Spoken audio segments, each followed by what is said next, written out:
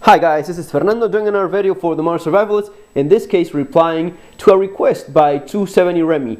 Love the vids, I subscribed a week ago. My old lady wants a knife and I was wondering if he had any suggestions. She has small hands, so finding a decent sized defense knife that works well is a bit of a pain. My Spyderco military looks huge in her hand. I was almost thinking a K-bar boga. I'm in Canada, so as long as it's not an auto or push blade and it's not concealed, it's all good. Well, first of all, thanks for subscribing. I really appreciate that. If you haven't done so, please consider it. The button must be somewhere over here somewhere.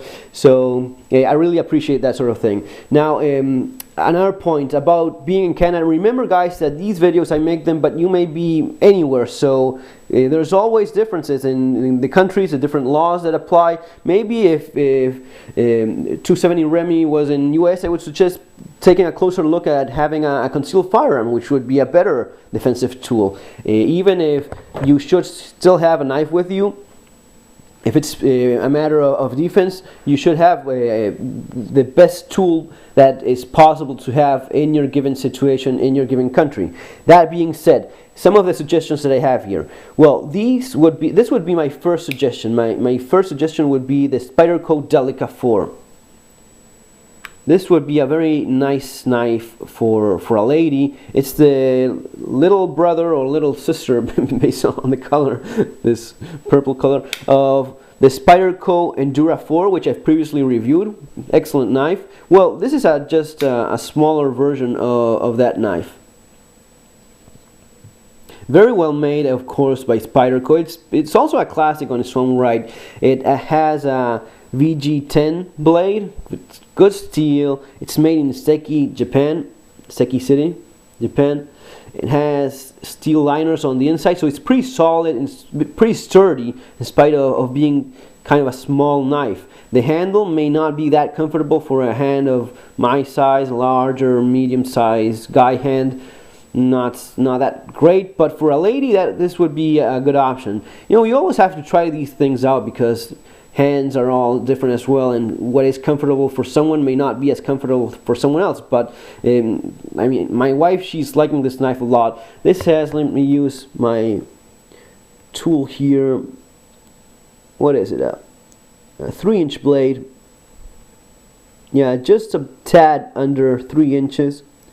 Now, this isn't my first suggestion, if especially for a guy, if it's not an issue for you, a bigger knife. I always like a bigger knife. I would rarely go for something smaller than 4 inches if I had the option. 4 inches would be a minimum. I like something bigger, if possible. The cold steel Voyager, my cold steel Vaquero would be one of my first options. 5-inch blade.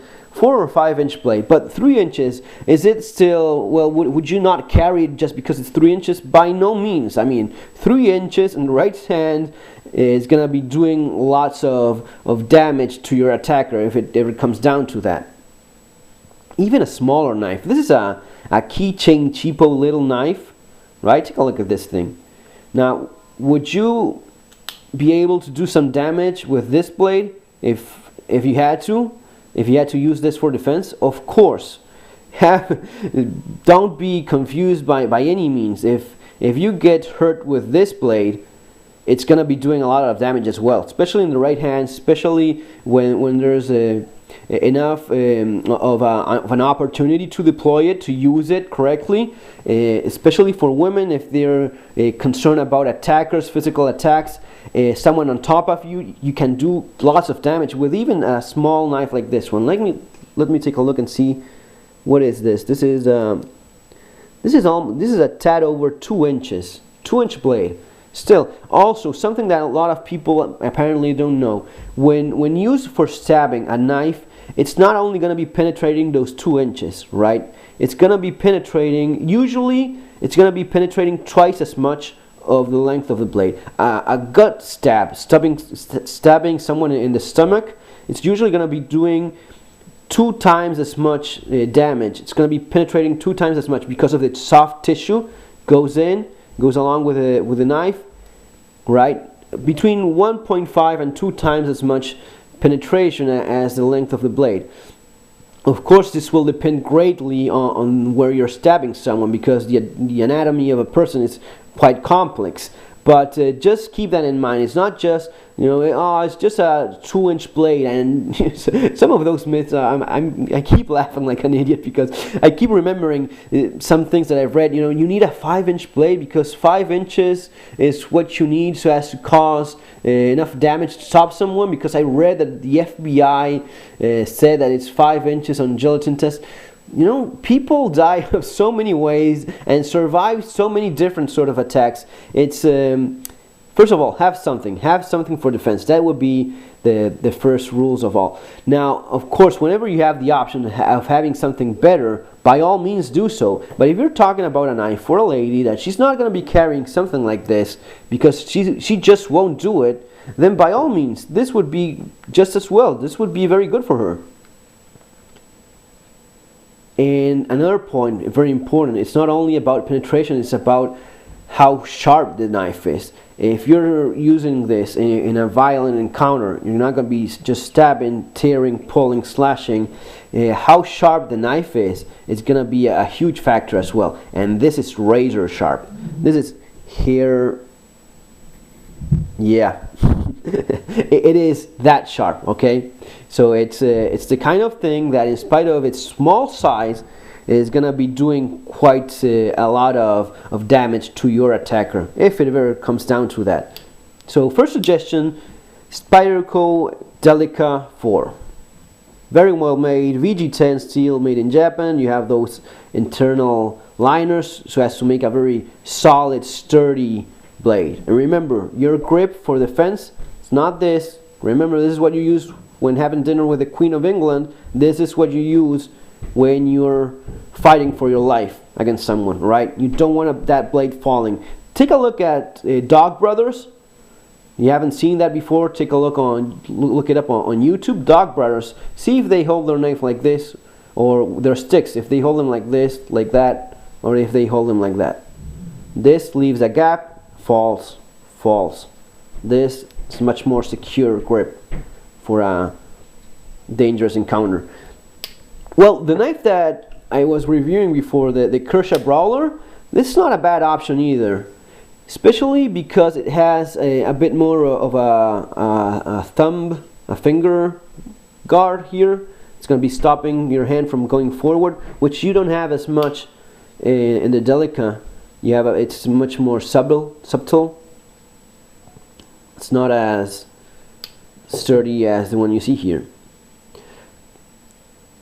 Between these two, I would go with a Spyderco Delica. That's why I made it my first suggestion. It's more of a classic design. It's not as, I mean, this is all good.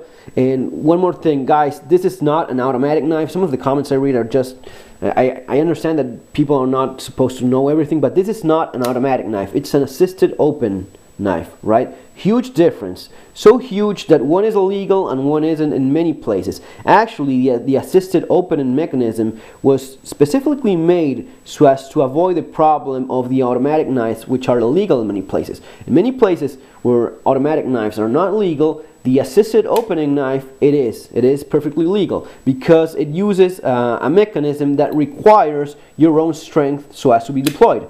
Right, you do that strength with your finger, and then once it's opening, it's assisted, as the name itself implies. Right, it is very fast, and that bit of a finger stop works very well. So this would be another good suggestion, especially if she's someone that hasn't been used to already opening knives, the typical folders. If she's not used to that sort of thing already, this may be a good option. This may be quite fast for her. My wife, she found this to be quite fast and liking it quite a bit. Right, it is a bit more tactically looking, and it's not as nice for the ladies as the purple Spyderco Delica, but it is still a good option if you want something fast. The blade geometry on its own, well, let's take a good look here. It's going to be pretty much similar in terms of results. Being as sharp as it is, both of these knives are very sharp, so maybe you have a bit more of penetration power with the Delica because it's a full flat ground, so it's very narrow, and this is something that I would try to avoid. if it had been anything less than great steel, like it is in this case, the VG10 steel, right? In this case, I would have avoided. This is still good material. It's HCR 13 MOV, good stuff, but it's not. Of course, it's not as good as VG10. Well, this would be another little knife by Cold Steel. This is one of my first knives. This is one of the knives that I first adapted for my wife. I'm left-handed, so I had to move this from the right side to the left side so as to allow her to open it with her right hand. One of my first little knives, old school Cold Steel knife. Still very sharp, good clip point. A good clip point is also adequate for defensive purposes. It's one of the best things. Tanto blades, like this case, still good. I just like a bit more the clip points.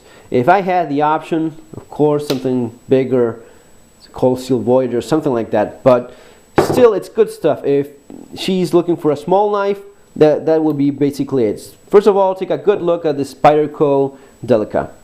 Okay folks, thanks for watching these videos. Take care, have a good day, and see you in our next video.